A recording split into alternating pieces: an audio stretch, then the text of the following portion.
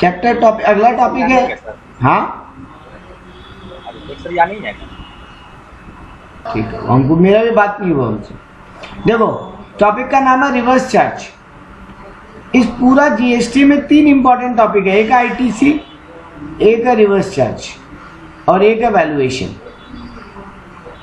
तो उनमें से रिवर्स चार्ज सबसे बड़ा टॉपिक में से। रिवर्स चार्ज होता क्या है?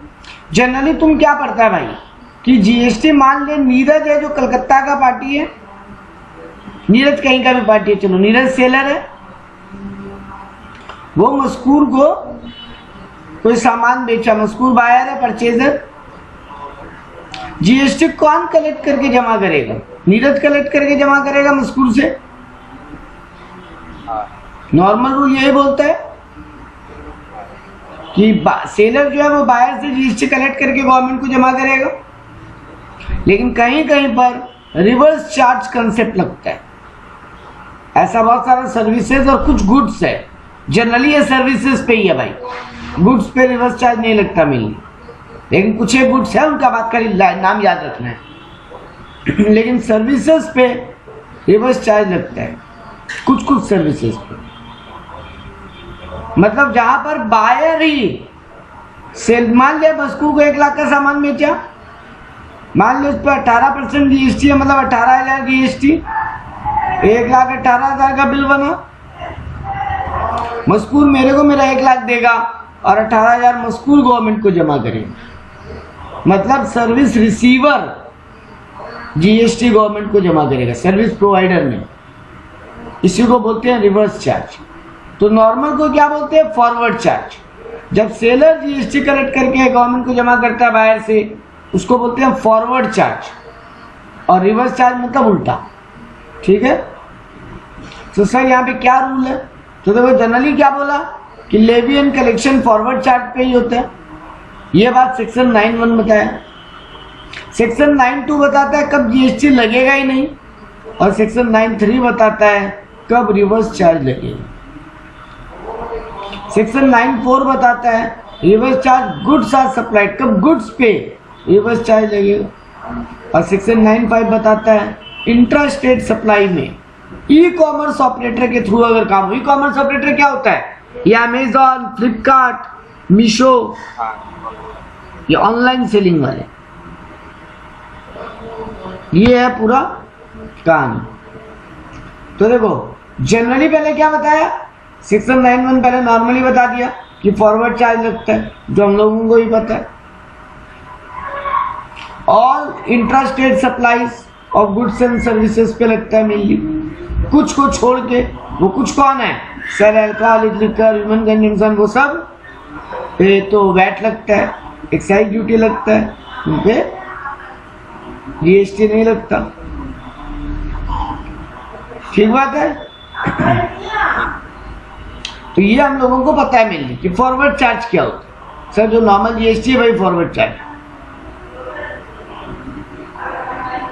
किस किस गुड्स पे? ये सब काम का पार्ट नहीं है, वो रिवर्स चार्ज पे ही आते हैं। ये बेकार है। ये रेट ऑफ जीएसटी वाला कहानी तुमको पता है? कितना रेट है जीएसटी का? सर एक तो है 0.25, ये किस पे लगता है? ज्वेलर्स पे, रॉ या रफ डायमंड। रफ डायमंड होता है ना, रफ डायमंड जो पॉलिश नहीं करके बेचा। सुनार लोग तो डायमंड को पूरा चमका के पॉलिश करके बेचता है ना, उसका बात नहीं हो रहा है। रफ डायमंड जो बिकता है, रॉ डायमंड, उस पर लगता है 0.25। 3% तुम जो बोला भाई वो है ज्वेलरी वालों, ज्वेलरी आइटम पे। बाकी 5, 12, 18, 28 सब 5 और 12 नॉर्मल गुड्स पे लगता है या नेसेसरी गुड्स पे, 18, 28 लग्जरी या कंफर्ट गुड्स पे। ठीक है। सर्विस में भी सर कुछ सर्विसेज है जिन पे 1.5% जीएसटी है, कुछ सर्विस है जिन पे 5% भी है, कुछ पे 7.5%, कुछ पे 12%, कुछ पे 18%, कुछ पे 28%। 7.5 कुछ पे है, कई अलग अलग टाइप के सर्विसेज पे है, ऐसे कोई लिस्ट नहीं है। ठीक है। सर ये नॉर्मल बातें थी, जो असली टॉपिक है वो अब चालू है। Reverse charge basis. Reverse charge क्या बोलते हैं कि सर बायर जीएसटी जमा करेगा, सर्विस रिसीवर जीएसटी जमा करेगा। हम बोला था ना ज्यादातर गुड्स पे नहीं है ये। सर गुड्स पे कब कब है, पहले गुड्स वाला ही पढ़ लो, क्योंकि डिटेल में तो तुमको सर्विस वाला ही पढ़ना है और एग्जाम में मैक्सिमम सर्विस वाला ही आएगा। कैश्यू नट, काजू होता है ना, काजू जब एग्रीकल्चरिस्ट बेचता है, एग्रीकल्चर वाला बेच रहे हैं किसको, किसी रजिस्टर्ड रिसिपिएंट ऑफ सप्लाई को। मतलब तुम मान लो दुकानदार है, तो तुम काजू कहां से लेगा, तुम बहुत बड़ा होलसेलर है, तुम काजू कहां से लेगा, एग्रीकल्चरिस्ट से, जो कि तुम रजिस्टर्ड पर्सन है। गवर्नमेंट बोल रहा है तुम ही जीएसटी जमा कर दो, बायर ही। ये बीड़ी रैपिंग लीव्स होता है ना, टेंडू लीव्स बोलते हैं इसको। बीड़ी का जो ऊपर वाला लीव्स होता है ना, बीड़ी पे जो लपेटा रहता है, हल्का हरा रंग का पत्ता, हाँ वो भी जो बायर है। देख ये सब चीज जनरली कौन बेचता है भाई, किसान वो एकदम गांव देहात वाले है ना। ये पत्ता उगा के कौन बेचेगा, ये काजू कहाँ उगता है, एकदम साउथ का गांव एरिया में, ठीक है। तो इन लोगों को गवर्नमेंट बोला हम कहां पकड़ते फिरेंगे, एक मिनट उड़ गया। हाँ तो ये सब जनरली ना बेटा किसान लोग गांव में उगा रहे हैं ना बैठ के, तो किसान लोगों से गवर्नमेंट बोला हम कहां जीएसटी पकड़ते फिरेंगे, वो भी एकदम गांव देहात वाला, एकदम इंटीरियर के सब जगह उगता ही एकदम ऐसा जगह जहां एकदम इंटीरियर ऑफ द गांव है वो। तो गवर्नमेंट ने बोला ये सब प्रोडक्ट जो खरीद रहा है आगे और इसको प्रोसेस करके तो प्रोडक्शन कर रहे हैं, वो लोग जीएसटी जमा करें। तो सर ऐसे क्या क्या आइटम है, काजू नट, बीड़ी का लीव्स, टोबैको लीव्स, कुछ एसेंशियल ऑयल्स, इतना नाम याद नहीं रखना है, जैसे mint oil, water mint oil, इतना याद नहीं रखना, बस एसेंशियल ऑयल याद रखो। सर सिल्क यार्न, वो जो होता है ना वो भेड़ बकरी से सिल्क काट के बेचना, रॉ कॉटन, ये सब एकदम इंटीरियर गांव में होता है, ये सब जानवर वहीं पाए जाते हैं। रॉ कॉटन, लॉटरी टिकट, ये बड़ा इंपॉर्टेंट, लॉटरी टिकट, और यूज्ड व्हीकल्स, पुराना व्हीकल्स, ये सब चीजों के ऊपर आरसीएम एप्लीकेबल है गुड्स के केस में। तो गुड्स में तुमको और ज्यादा कुछ पढ़ने को नहीं था, असली जो पढ़ने के लिए वो क्या है, सर्विसेज। ये आएगा एक एक करके टॉपिक। सबसे पहले बोला गुड ट्रांसपोर्ट सर्विस, जीटीए जिसके नाम से फेमस है, वो गेम वाला जीटीए नहीं, गुड ट्रांसपोर्ट एजेंसी। ये जो ट्रक वाले और ये सब जो लोग होते हैं ना गुड ट्रांसपोर्ट एजेंसी वाले, वो लोग फैक्ट्री का, किसी बड़े सोसाइटी का, किसी बड़े कोऑपरेटिव का या किसी बड़े बिजनेसमैन का गुड्स यहां से वहां पहुंचाते हैं। अब बेटा गवर्नमेंट बोला कहां ट्रक वालों को पकड़ते फिरेंगे, यहाँ पे सर्विस प्रोवाइडर कौन है, ट्रक वाला, और सर्विस रिसिपिएंट कौन है, वो बिजनेसमैन, वो फैक्ट्री। गवर्नमेंट बोला उनको पकड़ना आसान है ना। अब तुम कोई भी एक लोकल छोटा हाथी पकड़ लिया, सामान चढ़वा के कहीं पहुंचवा दिया, अब वो छोटा हाथी वाला जीएसटी में रजिस्टर्ड हो नहीं हो कौन जानते है, और कहां गवर्नमेंट उसको पकड़ता फिरेगा। तो गवर्नमेंट क्या बोला कि अगर गुड ट्रांसपोर्ट एजेंसी है तो 6% करके उस पर जीएसटी है, ठीक है। वो कौन जमा करेगा, वो recipient of service, recipient of service, ठीक है। हाँ अगर जीटीए बिजनेस वाला प्रॉपर ट्रांसपोर्ट कंपनी या खुद जीएसटी में रजिस्टर करके करना चाहता है उसका मन, ठीक है।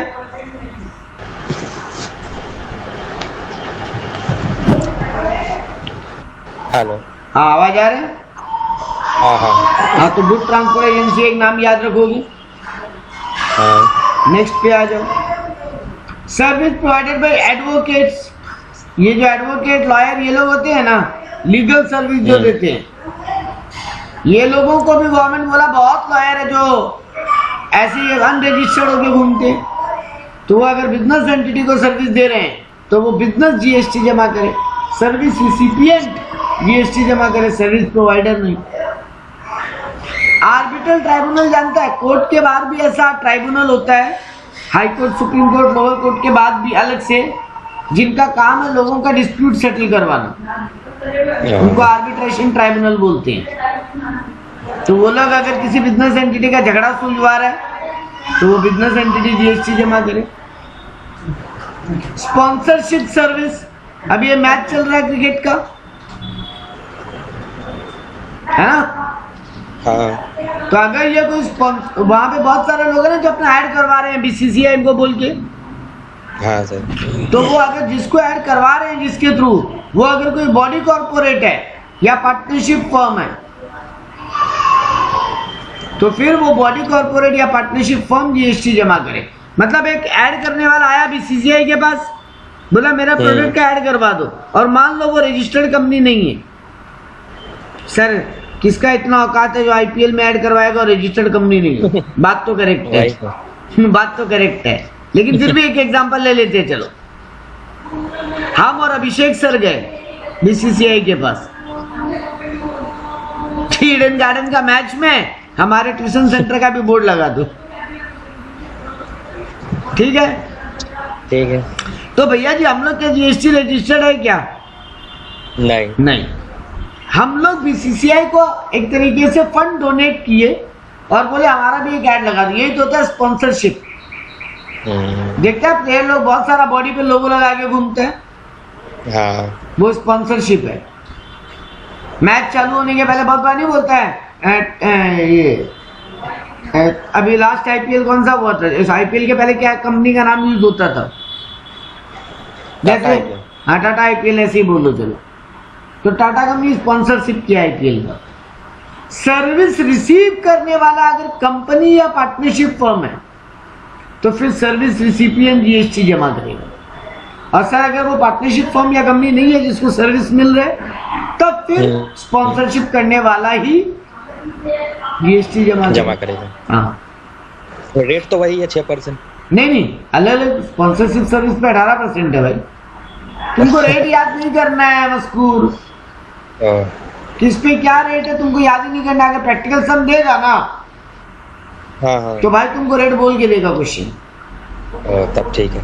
हाँ, सर्विस अप्लाइड बाय सेंटर, हाँ ये मस्त है sir. Central government, state government, local authority, ये लोग भी तो लोगों को सर्विस ही दे रहे हैं एक तरीके से। तो सर उस केस में वो जो बिजनेस एंटिटी जिसको इन गवर्नमेंट डिपार्टमेंट से सर्विस मिला है, वो लोग जीएसटी जमा करेगा।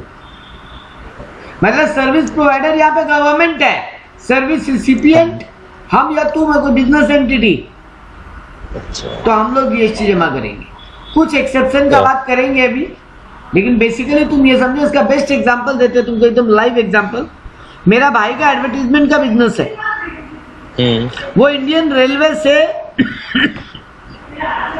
सिलीगुड़ी एरिया में बोर्ड भाड़ा पे लिए, रेलवे स्टेशन पे बोर्ड लगाने का, या रेलवे स्टेशन के पहले जो रेल गेट होता है, हाँ। वहां एडवर्टीजमेंट बोर्ड लगाने का, वो सब रेलवे का प्रॉपर्टी होता है। तो रेलवे से परमिशन लेकर एडवर्टीजमेंट लगाना पड़ेगा ना वहां पे। तो हाँ। तो रेलवे वहां से कॉन्ट्रैक्ट दिया हम लोगों की, ठीक है आप यहाँ पे बोर्ड लगाइए, हम लोग आपसे इतना रुपया चार्ज करेंगे। रेंटल समझ लो, लीज समझ लो, जो समझ लो, हर साल एक सर्टेन अमाउंट रेलवे को देना ही है, चाहे बोर्ड काम लगे नहीं लगे, एडवर्टीजमेंट हो या नहीं हो, रेलवे टैक्स से हमसे भाड़ा ले लेगा। तो यहाँ पे रेलवे हमको सर्विस दे रहा है अपना जगह यूज करने का, बट रेलवे बोला देखो मेरे को मेरा पेमेंट दे दो, और जो जीएसटी बनता है इस सर्विस के ऊपर वो तुम जमा करो। मतलब यहाँ पे सर्विस रिसीवर जीएसटी जमा कर रहा है मेरा भाई। तो ये एक एग्जांपल था इसका। तुम गवर्नमेंट का कोई भी इमूवेबल प्रॉपर्टी ले रहे है तो तुमको जीएसटी जमा करना पड़ेगा, ठीक है? ठीक है। हाँ, अब लेकिन मान लो गवर्नमेंट पोस्टल सर्विस भी तो देता है। सर गवर्नमेंट तो लाइफ इंश्योरेंस का भी सर्विस देता है, LIC, हाँ सर गवर्नमेंट तो एयरक्राफ्ट वगैरह का भी सर्विस देता है, सर गवर्नमेंट भी तो गुड ट्रांसपोर्ट का सर्विस देता है। ये सब केस में आरसीएम नहीं लगेगा। तुम जब स्पीड पोस्ट करते हो रेलवे का ये गवर्नमेंट का पोस्टल ऑफिस से जाके, तो तुमसे क्या गवर्नमेंट है ना तुमको बोलता है कि तुम आरसीएम जीएसटी जमा करके आओ? नहीं वो तो डायरेक्ट आएगा। हाँ तुमसे ऐड करके ले लेता है, मतलब वहां पे गवर्नमेंट ही हाँ। जमा कर रहा है, मतलब पोस्टल डिपार्टमेंट खुद जमा कर रहा है। हाँ तो ठीक बात है। तो सर ये सब सर्विसेज को छोड़ के ये 1 2 3 रोमन नंबर वाला बाकी जितना भी सर्विसेज है उन सब पे गवर्नमेंट अगर तुमको सर्विस दे रहा है, गवर्नमेंट सर्विस प्रोवाइडर है तो भी जीएसटी जमा करेगा, गवर्नमेंट जमा नहीं करेगा। सर्विस रिसीवर जीएसटी जमा करेगा, वो बिजनेस एंटिटी। ठीक है, ठीक है। यहाँ पे ये भी बोला देखो, अगर कोई गवर्नमेंट वगैरह इमूवेबल प्रॉपर्टी रेंट पे दे रहे हैं तो बोला ना आरसीएम लगेगा, हम तो भी बोला। हाँ। लेकिन सर मान लीजिए गवर्नमेंट ऐसा किसी को सर्विस दे रहा है जो जीएसटी में रजिस्टर्ड ही नहीं है, तब फिर गवर्नमेंट ही जमा करेगा। मतलब ऐसा नहीं कि वहां जीएसटी लगेगा ही नहीं, खुश मत हो जाओ, जीएसटी लगेगा। लेकिन जीटीए एडवोकेट जो अभी पढ़ा ना ऊपर, वो अगर ऐसा किसी आदमी को सर्विस दे रहा है जो जीएसटी में रजिस्टर्ड नहीं है तो वहां जीएसटी नहीं लगेगा। वाह, बच गया, बच गया, एकदम बच गया। 3 याद करो ऐसा, जीटीए एडवोकेट और वो आर्बिट्रेशन, ये 3 में जिसको ये लोग सर्विस दे रहे हैं अगर वो जीएसटी में रजिस्टर्ड है तो आरसीएम लगेगा, सर्विस रिसीवर जीएसटी जमा करेगा। लेकिन अगर ये 3 जिसको सर्विस दे रहे हैं वो भी अगर अनरजिस्टर्ड है, अब मान लो हम नीरज नॉर्मल एक आदमी या हमारा ट्यूटोरियल बोले वो अपना सारा टेबल चेयर कुर्सी रखवा के कहीं और शिफ्ट करवाए तो ट्रक का सर्विस ही तो भाड़ा पे लिया। हाँ। तो फिर वहां पे जीटीए, वहां पे आरसीएम जीएसटी नहीं लगे, क्योंकि जिसका ट्रक भाड़ा पे लिया वो जीएसटी रजिस्टर्ड नहीं है, वो आरसीएम के अंडर में फॉर्म कर जा रहा है, और सर्विस रिसीव करने वाला भी जीएसटी रजिस्टर्ड नहीं है, तो यहाँ नहीं लगेगा। लेकिन ये जो गवर्नमेंट अथॉरिटी वाला केस था वहां अगर सामने वाला जीएसटी रजिस्टर्ड नहीं है तो फिर गवर्नमेंट तुमसे जीएसटी लेके जमा करती है। गवर्नमेंट लेगा फिर। हाँ लेगा। अगर लॉन्ग टर्म बेसिस पे कोई लीज लेते हैं हम लैंड पे 30 साल से ज्यादा के लिए, ठीक है, तो जो प्रमोटर है ना, प्रमोटर वो सर्विस प्रोवाइडर है, हम सर्विस रिसीवर है ना, हम प्रमोटर से जमीन लीज पे लिया, ठीक है ना, 30 साल से ज्यादा का लीज, तो फिर वो प्रमोटर जीएसटी जमा करेगा। तुम कंपनी में डायरेक्टर बना अंसारी, तुम कंपनी में डायरेक्टर बना, तुम डायरेक्टर बन के जो सैलरी ले रहे हैं ना उस पर तो जीएसटी नहीं है, लेकिन एज अ डायरेक्टर तुम अदर कोई सर्विस दे रहे अपने कंपनी को और उसके अलग से फीस ले रहे तो वो जीएसटी में आएगा और आरसीएम लगेगा। देखो यहाँ पे सर्विस प्रोवाइडर कौन है? डायरेक्टर। Service receiver company. लेकिन डायरेक्टर को जीएसटी नहीं देना पड़ रहा, कंपनी देगा, यही तो आरसीएम हुआ। क्योंकि गवर्नमेंट बोला हर कंपनी में ना बहुत लोग डायरेक्टर बन के घूमते हैं, तो हम लोग किसको किसको पकड़ेंगे? कंपनी को पकड़ना आसान है ना, तुम इस बार किसको किसको पैसा दिया बताओ, कंपनी लिस्ट बताएगा, बोलेगा हाँ बस तुम जीएसटी जमा कर दो। 7 नंबर बहुत इंपॉर्टेंट है। अभी तक जितना पढ़ा है ना मस्कूर, उसमें गवर्नमेंट वाला इंपॉर्टेंट है, जीटीए इंपॉर्टेंट है, और अब ये 7 नंबर इंपॉर्टेंट है, इंश्योरेंस एजेंट जो सर्विस देते हैं, जैसे एलआईसी। हाँ मस्कूर, एक चीज में कंफ्यूज मत होना, इंश्योरेंस एजेंट हमको जो सर्विस दे रहा है हम उसका बात ही नहीं कर रहे। इंश्योरेंस एजेंट इंश्योरेंस कंपनी को सर्विस दे रहा है ना, उसका इंश्योरेंस बिकवा रहा है। हाँ।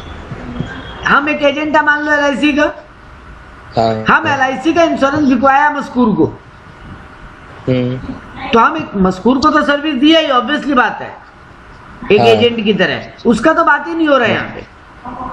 बात हो रहा है हमको कमीशन कौन देगा, हमको तो मस्कूर कमीशन देगा भी नहीं, हमको तो एलआईसी कमीशन देगा। तो यहाँ जो नीरज एक agent, Neeraj as an agent जो एलआईसी को सर्विस दे रहा है। अच्छा, तो यहाँ पे सर्विस रिसीवर कौन है? एलआईसी। हाँ। नॉर्मल रूल के हिसाब से तो सर्विस प्रोवाइडर कौन है? LIC नीरज। होगा। हाँ, सर्विस प्रोवाइडर नीरज। हाँ, वो provider एजेंट नहीं एजेंट एजेंट हाँ हाँ और सर्विस रिसीवर LIC। हाँ हिसाब से तो नीरज को GST जमा करना चाहिए, हाँ लेकिन यहाँ करेगा नहीं, यहाँ पे LIC जमा करेगा, क्योंकि गली गली में एजेंट घूमते हैं बेटा। गवर्नमेंट बोल रहा है कहाँ एजेंट्स को पकड़ पकड़ के GST जमा लेते रहेंगे, और हाँ। 20 लाख के नीचे टर्नओवर हो तो एजेंट तो खुद को GST में रजिस्टर भी नहीं कराएगा, और एक एजेंट का 20 लाख टर्नओवर नहीं भी हो सकता। 20 लाख का कमीशन एक एजेंट कमाई है, बहुत कम ही होता है, साल का 20 लाख। हाँ वही तो बहुत है, फिर तो आगे एजेंट ही बन जाता है LIC का। तो बात इतना ही है भाई कि ये जो इंश्योरेंस कंपनी को एजेंट सर्विस दे रहे हैं, वहां पे इंश्योरेंस कंपनी GST जमा करे, ठीक है। रिकवरी एजेंट जानते हो? रिकवरी एजेंट वसूली भाई, जो बैंकों के लिए हाँ, पैसा हाँ। वसूल करके लाके देता है।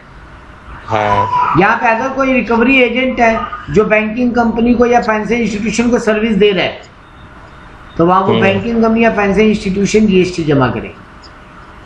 अच्छा बहुत लोग होते हैं ना जो म्यूजिक कंपोज करते हैं, कोई आर्टिस्टिक वर्क करते हैं, फोटोग्राफी करते हैं। जैसे मान लिया हमें बहुत बढ़िया गाना लिख दिया, अब एक फिल्म प्रोड्यूसर को मेरा गाना पसंद आ गया, या किसी म्यूजिक डायरेक्टर को मेरा गाना पसंद आ गया, वो तो मेरा गाना खरीद लिया, हाँ मेरे को पेमेंट दे दिया, हम सर्विस प्रोवाइडर हुआ, वो सर्विस रिसीवर हुआ। हाँ हम बहुत अच्छा फोटो खींचता है तो हम 50 फोटो खींचा, पब्लिकेशन मैगजीन को बेचा, हम सर्विस प्रोवाइडर, मैगजीन वाला सर्विस रिसीवर। भैया जी ऐसे आर्टिस्ट तो हर गली में मिलेंगे। अब एक गाना लिखने के लिए नीरज के GST में रजिस्ट्रेशन थोड़ी कराने बैठेगा, वो तो एक गाना लिखा 5 लाख रुपए ले लिया मान लो, ठीक है। तो हम तो GST 5 लाख रुपए लिया, मतलब GST में रजिस्टर भी नहीं कराएगा, 20 लाख के नीचे है हमको। तो गवर्नमेंट बोला भाई ऐसे म्यूजिक कंपोजर, फोटोग्राफर, आर्टिस्ट, ये लोग को कहाँ पकड़ते फिरेंगे? ये लोग जिसको सर्विस दे रहे हैं, वो म्यूजिक कंपनी, वो प्रोड्यूसर, वो लोग को पकड़ लो, वो लोग तो रजिस्टर्ड होगा GST में, वो लोग तो बड़ा बड़ा। यशराज बैनर को और अपना गाना बेचिए हम, सोचो तो यशराज बैनर तो रजिस्टर्ड होगा ही होगा, क्योंकि तो बहुत बड़ा, तो करोड़ों में बिजनेस करते हैं। नीरज जरूरी नहीं है, ऐसे तो बहुत सारे बनते हैं ना जो म्यूजिक बना दिए और बेच दिए, फोटो खींच दिया बहुत अच्छा और एक मैगजीन वाले को बेच दिए। तो सर जी वो जो म्यूजिक कंपनी प्रोड्यूसर है उनको पकड़ो, उनसे GST लो, मतलब सर्विस रिसीवर GST जमा करे। वैसे मान लो हम कोई बुक का ऑथर है, हम बुक लिख दिया, अब जरूरी थोड़ी ना भाई हम बुक ऑथर है तो हम GST में रजिस्टर होगा, इतना बड़ा ऑथर नहीं है। तो वहां क्या होगा? सर भाई जो पब्लिश किया वो GST जमा करे, ठीक है। अगर किसी ये RBI वगैरह है ना, रिजर्व बैंक ऑफ इंडिया, ये लोग कमिटी बनाता है, बहुत सारा कमिटी, वो कमिटी RBI को सर्वे करके देता है कि अभी इंडिया का इकोनॉमी हालत कैसा है, किस सेक्टर में ग्रोथ है, किस सेक्टर में डाउनफॉल है। तो वो कमिटी RBI को सर्विस दे रहे, RBI सर्विस रिसीवर है और वो कमिटी सर्विस गिवर है। हिसाब से तो जो वो कमिटी को GST जमा करना चाहिए RBI से लेके भैया, लेकिन ऐसा कमिटी को कहाँ पकड़ते फिर?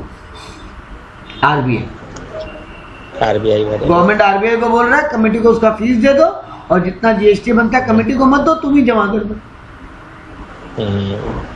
वैसे ही बहुत सारे बैंकों के ना डायरेक्ट सेलिंग एजेंट होते हैं, बैंक NBFC इनके सेलिंग एजेंट होते हैं। फोन आता है ना, सर हम फलाना बैंक से बोल रहे हैं, बहुत बढ़िया अकाउंट खोल सकते हैं आप, आपको क्रेडिट कार्ड मिल सकता है। ये लोग जो तुमको कॉल कर करके बोलते हैं, लोग सेलिंग एजेंट होते हैं, बेच रहे हैं ना कुछ बैंक का सर्विस।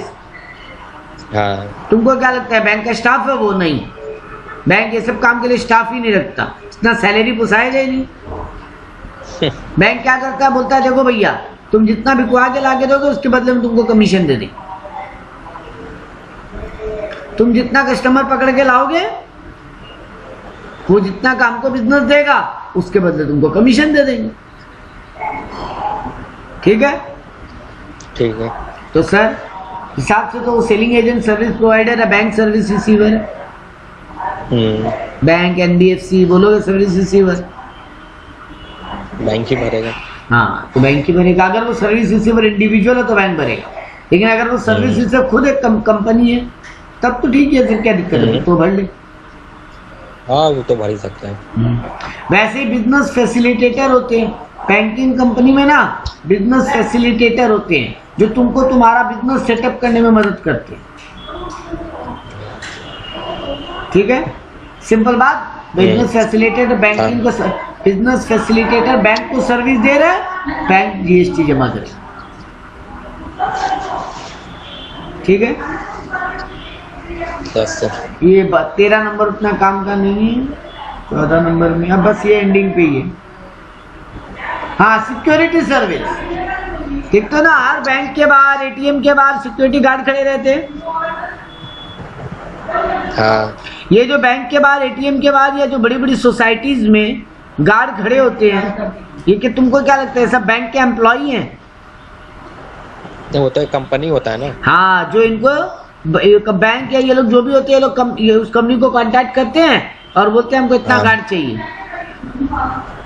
है ना। बैंक को हाँ। कोई मतलब नहीं आज मिस्टर एक्स खड़ा हुआ है मिस्टर वाई खड़ा हुआ। बैंक को इतना मतलब है, बैंक उस कंपनी, बैंक उस सिक्योरिटी कंपनी को पेमेंट कर देगा, वो सिक्योरिटी कंपनी अपने स्टाफ को खुद पे करेगा, है ना। हाँ। तो वो सिक्योरिटी कंपनी जब सर्विस प्रोवाइड कर रहा है किसी रजिस्टर्ड पर्सन को, हाँ। तो फिर वो रजिस्टर्ड पर्सन जीएसटी जमा करेगा। हाँ। ठीक बात। ठीक है। ये सब पढ़ने को कुछ नहीं। मोटर व्हीकल भाड़ा पे देने का आजकल बहुत काम चलते हैं ना। हाँ। मतलब गाड़ी पूरा ले जाओ, तुम ही ड्राइव करो और एंड ऑफ द डे जितना दिन के लिए, जितना आवर के लिए तुम लिया उसके बाद आगे वापस कर दो। देखा ये हाँ। फैसिलिटी हम राजा ये में चल देखा। रहा है। मेरा भाई गाड़ी लिया और हम लोग 4-5 जन थे, पूरा टाइम घूमते रहे, शाम को गाड़ी सरेंडर कर दिया, भाड़ा दे दिया। मतलब ड्राइवर भी तुम सूझी संभालो, गाड़ी में पेट्रोल डीजल तुम ही भरो। तो service provide renting of motor vehicle, motor vehicle rent पे दे रहे, जिसमें कॉस्ट ऑफ फ्यूल वगैरह सब उसी में इंक्लूडेड है, रेंट में। हाँ। तो उस केस में अगर ऐसा कोई कंपनी गाड़ी भाड़ा पे ले रहा है तो वो कंपनी जीएसटी जमा करेगी, और अगर कंपनी नहीं कोई नॉर्मल आदमी भाड़ा पे ले रहा है तो फिर वो सर्विस प्रोवाइडर जीएसटी भरेगी। ठीक है। ठीक है। 16 नंबर में भी उतना कुछ नहीं है।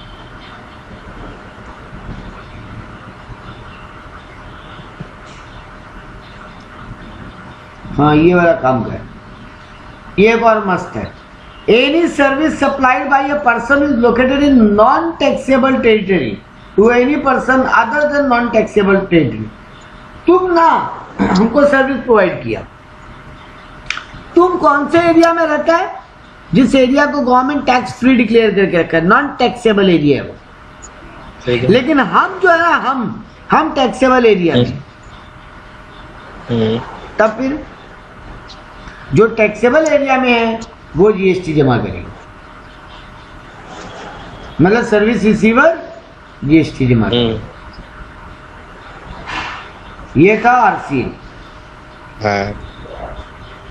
3 केस को छोड़ के जो हम बोला था ना, जीटीए, एडवोकेट और वो आर्बिट्राजी, हाँ। ये 3 केस को छोड़ के बाकी जगह अगर अनरजिस्टर्ड पर्सन को सर्विस मिल रहा है तो फिर आरसीए में ही नॉर्मल टैक्स लग जाएगा, फॉरवर्ड चार्ज लग जाएगा। ठीक है।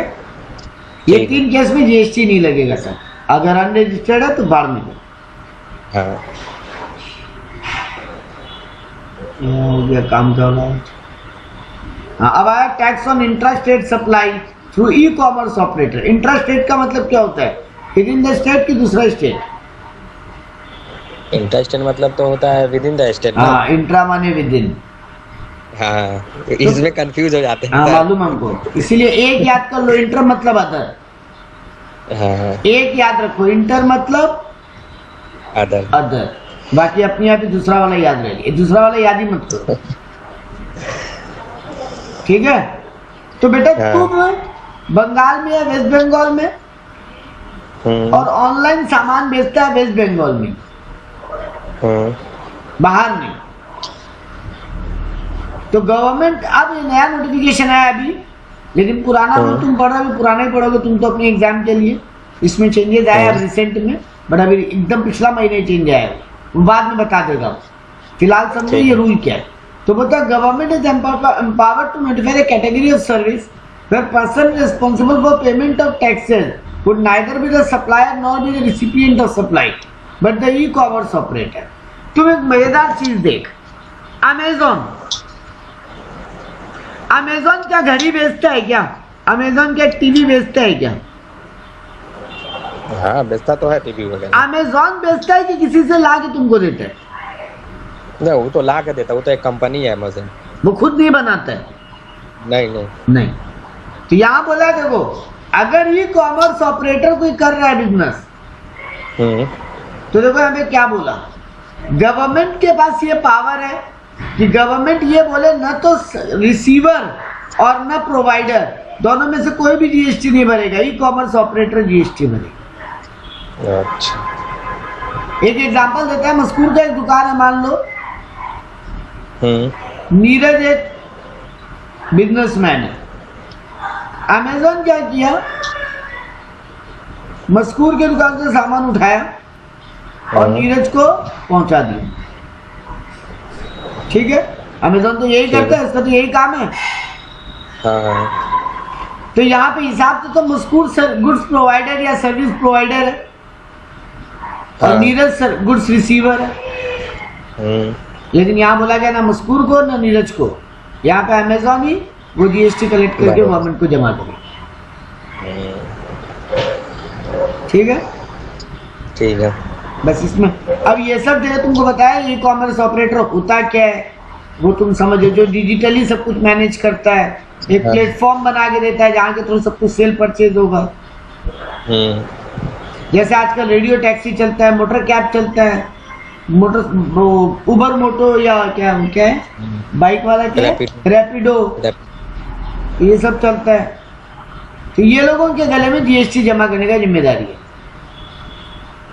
अब एक बात सोचना, टैक्सी ड्राइवर कहाँ जीएसटी जमा करेगा? हम नीरज जो टैक्सी में गया वो भी कहाँ जीएसटी जमा करेगा? तो उस केस में क्या होगा? वही कंपनी उबर है या जो भी है वो लोग जमा करेंगे।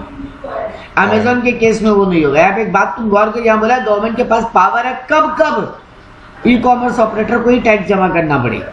अमेजोन के केस में वो नहीं है, क्योंकि मस्कूर एक दुकानदार खुद है, तो मस्कूर भर सकता है जीएसटी, है ना।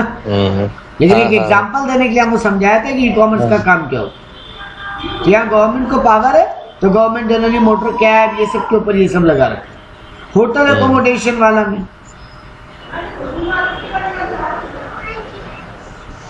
है ना, होटल वगैरह बुक करते हैं ना, वो क्या आजकल चलता है, अरे क्या नाम है, ओयो,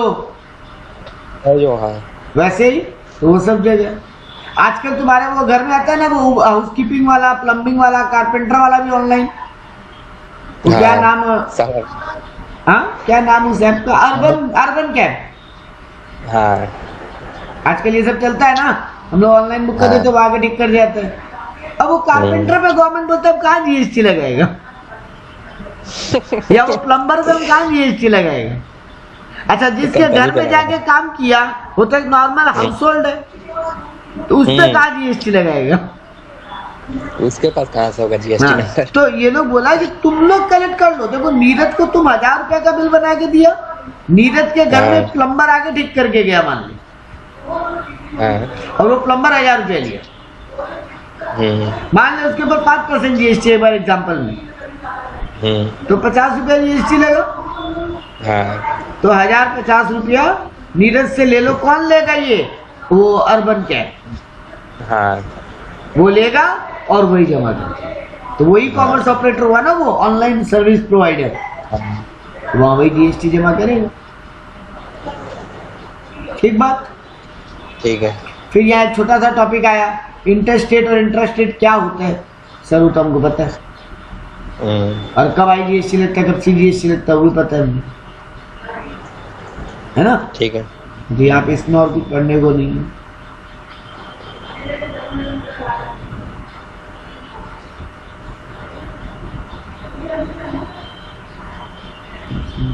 हाँ, जीरो रेटेड सप्लाई क्या होता है, नाम से क्या समझ में आ रहा है? जीरो रेटेड सप्लाई मतलब GST जीरो लगेगा। सर तो नीली हो गया, एक ही तो बात हुआ। हाँ लेकिन एक ये एग्जम्प्टेड हो गया, एक ही तो बात हुआ। हाँ नहीं ऐसा तो एग्जम्प्टेड और जीरो में फर्क है। एग्जम्प्टेड मतलब उस पे GST है ही नहीं। अच्छा। अब अगर उस पे गवर्नमेंट को GST लाना होगा ना, मान ले जस्ट फॉर एग्जांपल ले रहे हैं कि पैकेट चावल के ऊपर GST नहीं है, जस्ट है लेकिन हम जस्ट एग्जांपल ले रहे हैं। पैकेट राइस के ऊपर GST नहीं है, मान लो एग्जम्प्टेड है, मान लो। हाँ। तो अब इंडियन गवर्नमेंट को अगर उसके ऊपर GST लगाना होगा ना, तो पार्लियामेंट से पहले पूरा अप्रूवल पास कराना पड़ेगा, वो भी 75% मेजोरिटी से। हाँ। लेकिन अगर गवर्नमेंट किसी को जीरो रेटेड कैटेगरी में डाल के रखा है, मान ले बोल रहा है पैकेट राइस के ऊपर 0% GST है, अब गवर्नमेंट को इच्छा है ना कि उसको 5% करें, तो गवर्नमेंट को किसी से परमिशन का दरकार नहीं। ठीक है ना। इंडिया में आज की डेट में सर कोई जीरो रेटेड है नहीं, कोई जीरो रेटेड नहीं, तो सर पढ़ा क्यों रहे? 2 केसेस को जीरो रेटेड माना, जब तुम एक्सपोर्ट ऑफ गुड्स कर रहा ना इंडिया के बाहर, गवर्नमेंट उसको जीरो रेटेड में डाल के रखा। मतलब इंडिया के बाहर माल बेचो तो उस पर GST नहीं लगे, तो बाहर से माल लाओगे तब लगेगा। इंपोर्ट पे IGST है बेटा, एक्सपोर्ट पे नहीं। इंडियन गवर्नमेंट नहीं चाहता एक्सपोर्ट वाला माल महंगा हो जाए। हाँ, बेटा सस्ता जितना बिके उतना डिमांड होगा ना फॉरेन में, और वहाँ डिमांड होगा तो उतना डॉलर पाउंड में कमाई आएगा। हाँ। तो एक्सपोर्ट पे गवर्नमेंट कभी GST नहीं थोपेगा, वो इंपोर्ट पे IGST लगा के रखा। लेकिन एक्सपोर्ट पे गवर्नमेंट ऐसा भी नहीं बोला कि GST है ही नहीं, गवर्नमेंट बोला है जीरो रेटेड ताकि किसी दिन गवर्नमेंट को लगाने का मन आ जाए, गवर्नमेंट को लगे कोई प्रोडक्ट जानबूझ के इंडिया से बाहर भेजा जा रहा है इंडियन इंडस्ट्री को नुकसान पहुंचाने के लिए, तब गवर्नमेंट लगा देगा जीरो सीधा GST। तो गवर्नमेंट उसको रख के रखा जीरो कैटेगरी में। या फिर तुम कोई स्पेशल इकोनॉमिक जोन वाला एरिया में बिजनेस करो, तो वहां पे भी गवर्नमेंट क्या बोला, एग्जम्प्टेड नहीं बोला वहां पे GST से, बोला वो जीरो रेटेड एरिया है। ठीक बात। ठीक है। लेकिन एक बात ध्यान रख लो, जहाँ जीरो रेटेड है ना, फिर वहां पे इनपुट का भी क्रेडिट मत ले। ठीक है। हाँ अगर सर एक्सपोर्ट पे गवर्नमेंट क्या किया, देखो गवर्नमेंट बोला एक्सपोर्ट पे 2 तरीका है GST के खेल खेलने का। क्या गवर्नमेंट बोला, देखो तुम मान लो इंडिया के बाहर, इंडिया से हम जस्ट फॉर एग्जांपल ले रहे हैं कि तुम जूट बैग भेज रहे हो इंडिया से, इंडिया में तो उस पर 5% GST है, इंडिया टू इंडिया बेचोगे तो, लेकिन तुम तो एक्सपोर्ट करो इसलिए GST नहीं लेंगे तुमसे। ठीक बात। ठीक है। लेकिन गवर्नमेंट बोला ये बात हमको बताओगे तो सही। बोला कैसे बताएं? बोले एक काम करो, या तो एक बॉन्ड फाइल करो, जब भी तुम माल एक्सपोर्ट करो तुम बॉन्ड फाइल करो और बॉन्ड में ये बता दो ये प्रोडक्ट जा रहा है, इस पे GST नहीं लगे। या फिर एक बार GST लगा के जमा दे दो और बाद में इनपुट रिफंड क्लेम कर लो, रिफंड। मतलब 2 तरीका रख दिया गवर्नमेंट तुम्हारे सामने कि तुम्हारे पे GST अल्टीमेटली जीरो ही हो जाएगा। हाँ। या तो बॉन्ड फाइल करो कि तुम 100% एक्सपोर्ट ओरिएंटेड है, तुमको GST लगेगा ही नहीं, तो फिर ठीक है चलेगा। या फिर तुमको लगता है भाई हर बार बॉन्ड में बहुत झमेला है और मेरा पूरी तरीके से तो जीरो रेटेड नहीं है, क्योंकि मेरा माल तो इंडिया में भी बिकता है, अमेरिका में भी बिकता है, तब किसको किसको मतलब रखें, है ना। अब इंडिया में जो जूट बेचा उसको अलग रखो, अमेरिका में जो जूट बेचा उसको अलग लिखो, उतना झमेला हम नहीं कर सकते। तो हमें बोला कोई बात नहीं, तुम बॉन्ड फाइल मत करो, तुम्हारा एक्सपोर्ट वाला जो सेल का फिगर है उस पर 5% जीएसटी है, जो भी तुम्हारा गुड्स के ऊपर जीएसटी का रेट है वो जमा कर दो, बाद में रिफंड क्लेम कर लो। हाँ ठीक, गवर्नमेंट दोनों रास्ता दिए तेरे को जो पसंद है। ठीक है, हाँ यही था ये पार्ट खत्म। अब आया एग्जम्पशन फ्रॉम टैक्स,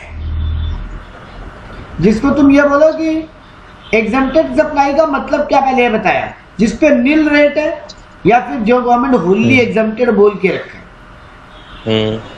या जिसको नॉन टैक्सेबल सप्लाई माना। ये तीन बातें जिस बात पे एप्लीकेबल है वही हो गया एग्जम्प्टेड गुड्स। मतलब या तो उसको नील रेट में डाल के रखा है, जीरो रेटेड नहीं बोला, नील रेटेड बोला। नील, जीरो और नील में फर्क होता है। या फिर गवर्नमेंट बोल रहा है ये एग्जम्प्टेड का लिस्ट में डाल दिए जाओ, या फिर गवर्नमेंट बोला ये नॉन टैक्सेबल सप्लाई, अगर वो सप्लाई ही नहीं है तो फिर उस पर जीएसटी नहीं लगेगा। हाँ तो गवर्नमेंट ये तीन तरीका रखा। ठीक है ना ठीक है। सर? ऐसा कोई लिस्ट है बहुत जनरली। तुम एक एग्जांपल याद रख लो, खुला चावल, खुला दाल, खुला आटा जो बिकता है ना, खुला मतलब समझ रहे हो? हाँ हाँ, लूज जो बिकता है। हाँ, लूज जो बिकता है। तुम दुकान में जाके बोलते हो भैया 100 ग्राम डाल देना, हाँ वो वाला चीज। ठीक है। और एक तो होता है ना टाटा संपूर्ण का पैकेट वाला भी दाल आता है ऐसे, हाँ वो नहीं बोल रहा है। खुला जो बिकता है वो रिलेटेड में, एग्जम्प्टेड में, मतलब गवर्नमेंट बोलता है उस पर जीएसटी नहीं लगे, नहीं, बाकी पे लगा के रखे। और इसका पूरा का पूरा पावर सेंट्रल गवर्नमेंट के हाथ में, एब्सोल्यूट पावर। मतलब कब किसको जीरो रेटेड में रखना है और कब किसको टैक्सेबल में लाना है, वो गवर्नमेंट बाय नोटिफिकेशन या बाय स्पेशल ऑर्डर पास करके ला सकते। ठीक है। ठीक है। जैसे देखो यहाँ पे एग्जांपल दिया, ये देखो cereals, fish, fresh fruits, edible vegetables, meat, jaggery यानी गुड़, coconut water, raw silk, silk worm, silk waste, wool, puja का सामग्री, ये सब तो एग्जेम्प्टेड है। कोकोनट कॉयर आएंगे, तो लिस्ट है पूरा। Coffee beans, green tea leaves. अब देखो, टी गार्डन से टी का पत्ती तोड़ के जो बिक रहा है वो एग्जम्प्टेड है, लेकिन वही चाय पत्ती अगर पैकेट में पैक करके बेचा आगे जीएसटी है। लेकिन तुम एक चीज गौर करो, ऐसा बहुत सारा दुकान है मेरे एरिया में तो है, जहाँ पे जाओ ना तो तोड़ के भी चाय पत्ती देता है अलग से। हाँ, इधर मिलता है। हाँ, तो उस पे जीएसटी नहीं है। अच्छा, सबसे भयानक ह्यूमन ब्लड मतलब खून पे जीएसटी नहीं लगाया अभी तक। सरकार बोल रहा है हम इतना खून खुद ही चूस ले रहे हैं कि उस पर और क्या जीएसटी लगेगी। अच्छा, प्रिंटेड बुक्स, न्यूज़पेपर्स, अभी बुक्स और न्यूज़पेपर पे जीएसटी नहीं है। ये देखो बुक्स क्या पे अभी आया था। नहीं, बुक्स पे जीएसटी नहीं है। वो कुछ कंडीशन में आया था, तुम ठीक बोल रहे हैं, हम भी कहीं पढ़ा तो था, लेकिन वो नॉर्मल ये जो बुक्स है ना जो अपने खरीद के लाते हैं उन पे नहीं, या इंस्टीट्यूट लोग में तो होगा। हाँ, इधर and pot and clay lamps, वो मिट्टी का सामान बना के नहीं बेचते हैं, दिया हुआ जो बिकता है। हाँ, एग्रीकल्चर इम्प्लीमेंट्स, मतलब वो सीड्स, फर्टिलाइजर्स जो खेती में लगता है, स्टैम्प पेपर, पान का पत्ता, जलाने के लिए लकड़ी, चिता जलाने के लिए, लेकिन इसमें भी आप लगा दिए सैंडलवुड पे है, चंदन वाला लकड़ी। हाँ, चंदन लकड़ी पे तो है। हाँ, चारकोल, वुड चारकोल, लकड़ी का कोयला बिकता है, तेरे को पता है? हम बेचते हैं। अरे वाह, बता बेचते हैं तो। ये सब पे नहीं रखा। ठीक है। नॉन ब्रांडेड ऑर्गेनिक मैन्योर्स, कितना बढ़िया मुझे लगा है, नॉन ब्रांडेड, क्योंकि ऑर्गेनिक मैन्योर बहुत जन ना ब्रांडेड बना के भी बेचता है। खेती बाड़ी का आजकल वो ऑर्गेनिक खेती वाला आ गया ना जमाना, तो बहुत जन क्या कहता है, ऑर्गेनिक खाद बिकता है जो लोग अपनी छतों पे पॉट में लाके डालते हैं। छत पे खीरा उगाएंगे, छत पे धनिया उगाएंगे, तो वो पैकेट वाला भी आता है, और मतलब ब्रांडेड, तो ब्रांडेड खरीदोगे उस पर जीएसटी लगेगा, ये नॉन ब्रांडेड पे है। इसके अलावा क्या चीज है? हाँ क्या बोल रहे हो? वही चीज पे पैकिंग में जीएसटी डाल दिया, लूज में जीएसटी नहीं डाला। हाँ वही किया। एग्जम्प्टेड गुड्स का भी एक पूरा लिस्ट दे दिया, पूरा वो जो ऊपर जो फोटो दिखा रहा था ना वैसे करके पूरा लिस्ट दिया। ये लिस्ट पढ़ने लायक है, बस एक बार जस्ट ऐसे रीड कर ले, आइटम याद नहीं कर सकते इतना सारा, देख दिए ही जा रहे 40। फिर बोला सर्विसेज एग्जम्प्टेड फ्रॉम टैक्स। कौन कौन सा सर्विस पे टैक्स नहीं है? चैरिटेबल एक्टिविटी का कोई सर्विस कर रहा है उस पर टैक्स नहीं है, जीएसटी नहीं है। हाँ, ठीक है। कोई रिलीजियस या स्पिरिचुअलिटी, योगा, ये सब का सर्विस दे रहा है उस पर जीएसटी नहीं है।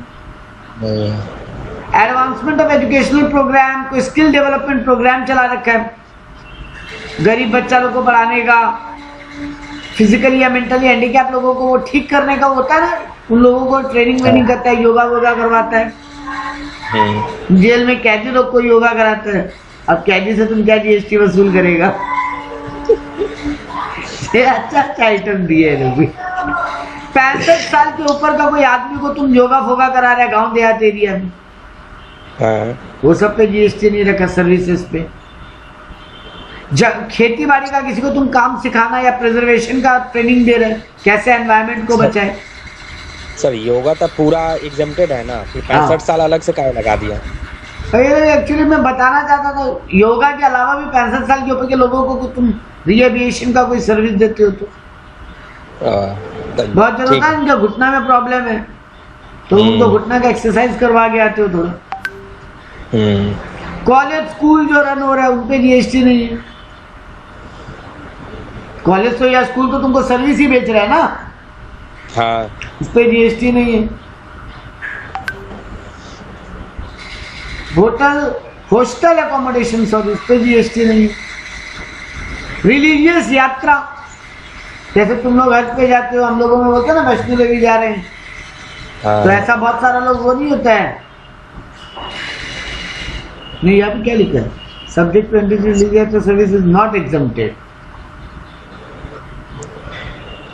अच्छा, रिलीजियस यात्रा को हटा लिया एग्जाम्पशन से। वाह 60 का दिए हुए उस एंट्री 60 मतलब ये वो सेक्शन नंबर होता है ना, वैसे ही वो आइटम नंबर हो जाता है। मेडिकल फैसिलिटी में जीएसटी नहीं है।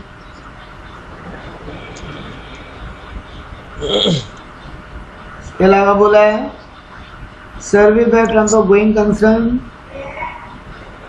Service by transfer. हम पूरा बिजनेस अगर अपने किसी को ट्रांसफर कर दें उस पर जीएसटी नहीं है।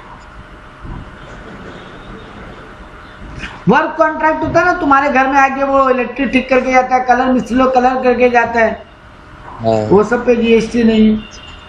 तो उनको कहाँ पकड़ेंगे जीएसटी के लिए? सही बात।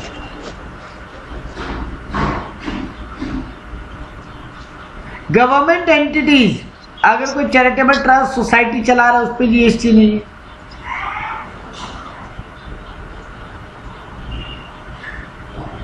अगर हम तुमको कोई composite supply of goods and service दे रहे हैं, माने मतलब ऐसा कुछ दे रहा है जिसमें गुड्स भी है और सर्विस भी है, जैसे तुम रेस्टोरेंट में खाना खाने जाते हैं तो वहां तो गुड्स भी है सर्विस भी है ना। हाँ। तो टोटल वैल्यू का अगर 25% से कम गुड्स और बाकी सर्विस है तब जीएसटी नहीं है। जीएसटी नहीं है मतलब तो ज्यादा तो टोटल बिल का बात करता हूँ वो। हाँ बिल का तो होटल में तो गुड्स ज्यादा है ही ना। हाँ, गुड्स का वैल्यू ज्यादा, सर्विस का वैल्यू कम, तो वहाँ जीएसटी है। अब मान लो जैसे तुमको एक क्लब में मेंबर बना, तो क्लब का मेन चीज तो सर्विस ही है, वहां तेरे को ऐसी कोई सॉफ्ट ड्रिंक वगैरह पिला दिया तो उस गुड्स पे जीएसटी नहीं। हाँ।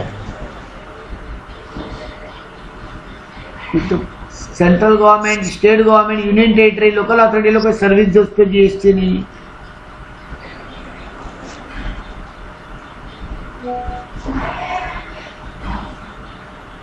इसके अलावा यहाँ कुछ काम तो दिखा नहीं।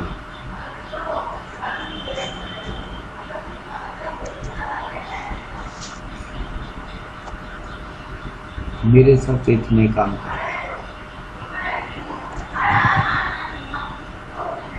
ये जो बड़े बड़े क्रिकेट काउंसिल, फुटबॉल काउंसिल और ये ओलंपिक काउंसिल होते हैं ना, वो लोग के सर्विस पे जीएसटी नहीं है। वो लोग टैक्स सर्विस ही दे रहे हैं ना। बीसीसीआई क्या कर रहा है? क्रिकेट का सर्विस ही तो दे रहे हैं। तुम कोई ट्रांजिट करता है कार्गो टू नेपाल या भूटान वाया लैंड, तब फिर उस पर जीएसटी नहीं है। एक्सपोर्ट में वैसे भी जीएसटी नहीं। और पढ़ने को कुछ है नहीं इसमें, अब ज्ञानीबाजी कर रहे हो गए, इतनी काफी है। जीएसटी खत्म हो गया पूरा? नहीं, मेजोरिटी पार्ट खत्म। अब केवल 2 मेन टॉपिक बचा, आईटीसी और वैल्यूएशन, और 2 क्लास और जीएसटी खत्म। रिलीजियस सेरेमनी पे नहीं है, मतलब तुम कोई पूजा पाठ वो सबका प्रोग्राम ऑर्गेनाइज करेगा ना, उस सर्विस पे जीएसटी नहीं है। हाँ लेकिन अगर हाँ ये बहुत इंपॉर्टेंट बात था, तुम रूम भाड़ा पे देता ना होटल का, 1000 रुपये से अगर ऊपर रूम भाड़ा पर डे है, या हॉल देता है जिसका वैल्यू 10,000 रुपया पर डे से ज्यादा का वैल्यू है, तब जीएसटी है। तब जीएसटी होगा ना? हाँ तब जीएसटी है। ये पार्ट में और इतना कुछ करने को नहीं है। रिलीजियन जो प्रोग्राम सर होता है उसमें तो कमाई भी अच्छा होता है लेकिन जीएसटी भी नहीं है। ये आइटम्स का लिस्ट ना जस्ट खाली एक बार ऐसे ही पढ़ लेना, बड़ा बहुत इसको और कुछ पढ़ने को है नहीं इसमें। खाली लिस्ट को बड़ा ऐसे जस्ट हेडिंग रीड करते जाना कि कौन कौन सा आइटम के बारे में नाम ले रहे हो, मोटा मोटी। हाँ बस ये ऐसे ही चलते जा रहे इसमें।